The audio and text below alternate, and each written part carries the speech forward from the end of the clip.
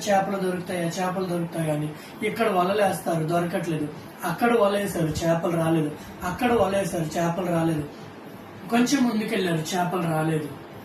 ఆ చుట్టుప్రక్కల ప్రాంతాలన్నిట్లో వలలు వేస్తూనే ఉంటున్నారు, లాగుతూనే ఉంటున్నారు. ఎప్పుడు లాగినా సరే ఖాళీగానే వస్తుంది తప్ప అందులో చేపలు లేవన్నమాట. అందుకని అంటున్నారు వాళ్ళు, అయ్యో మేము రాత్రి అంతా ప్రయాస పడుతూనే ఉన్నాము, వలలు వేస్తూనే ఉన్నాము, కానీ మాకు చేపలు దొరకలేదు అని అంటున్నారు అనమాట. కానీ వీళ్ళు ఏమన్నా యేసయ్య చెప్పారా అంటే చెప్పలేదు.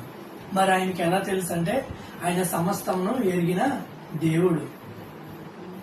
ఆయన మన దగ్గరికి వచ్చాడంటే మన సమస్య ఏంటి, మన పరిస్థితి ఏంటి, మనకి ఏ లోటు ఉంది, ఏ లోపం ఉంది, మనకి ఏం తక్కువయింది, మనకి ఏం కావాలి, మనం ఏం పొందుకుంటే సంతోషపడతాము, మనం ఏమి పొందుకుంటే తృప్తి